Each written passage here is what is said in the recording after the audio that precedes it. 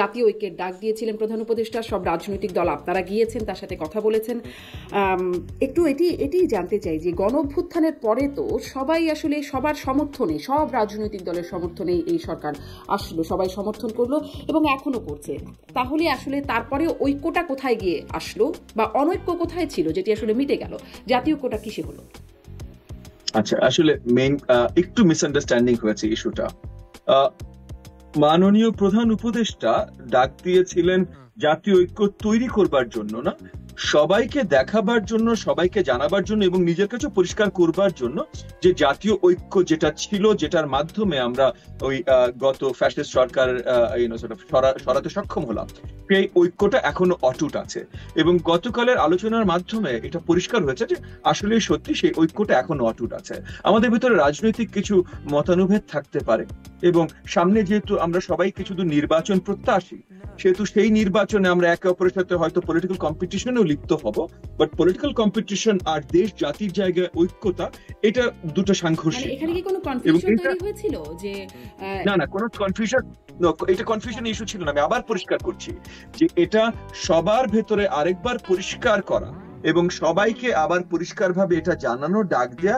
এই কারণেই গতকাল সকল দল, মানে সকল অ্যাক্টিভ দলগুলোকে মাননীয় প্রধান উপদেষ্টা দাওয়াত জানিয়েছিলেন এবং আমরা সবাই একত্রিত হয়েছিলাম। সেখানে আপনারা গেলেন 35টি দল দেখছিলাম আমি, এবং সংগঠন মিলে তারা সেই বৈঠকে যোগদান করেছেন, আপনারা কথা বলেছেন।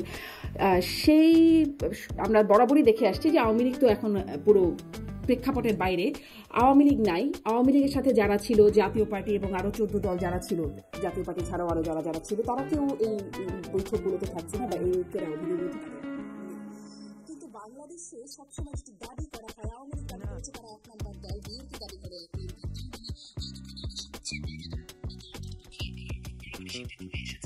তারপরে 1 নম্বর, 2 নম্বর এবং 3 নম্বর দল হচ্ছে জাতীয় পার্টি।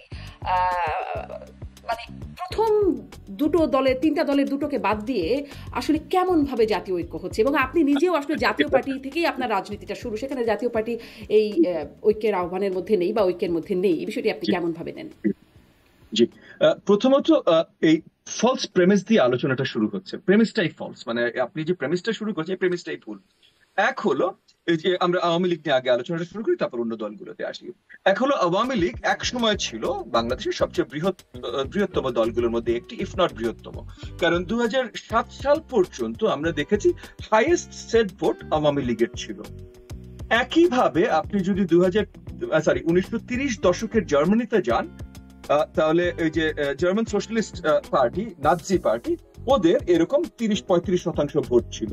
একই সাথে আপনি ওই সময়টায় 20-30-এর দশকে আপনি আপনার ইটালিতে যান, মুসোলিনির দল যে পিএনএফ, ওদেরও এরকম 30-40% ভোট ছিল।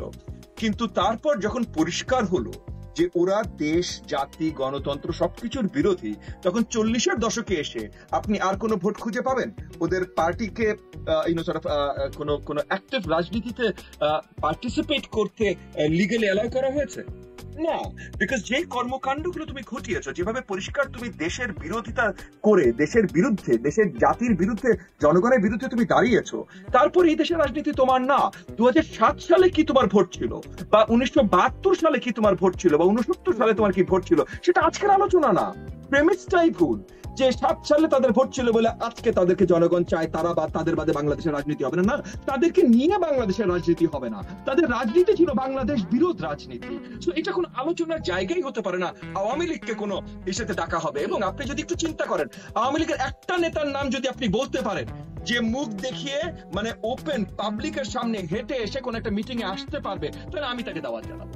আমি পার্সোনালি তাকে দাওয়াত জানাবো। এখন আপনাকে বলছি, একটা নেতার যদি ওই সাহসটা থাকে যে আমি দেশের জনগণের জন্য কাজ করেছি, আওয়ামী লীগ গচ্ছা যাক যাই যাক, আমি দেশের জনগণের জন্য কাজ করেছি, আওয়ামী লীগের নেতা হিসেবে আমি এসে দাঁড়াবো, একজনের নাম যদি বলতে পারেন, আমি পার্সোনাল প্রোটেকশন দিয়ে তাকে নিয়ে আসবো। আপনি নাম বলেন।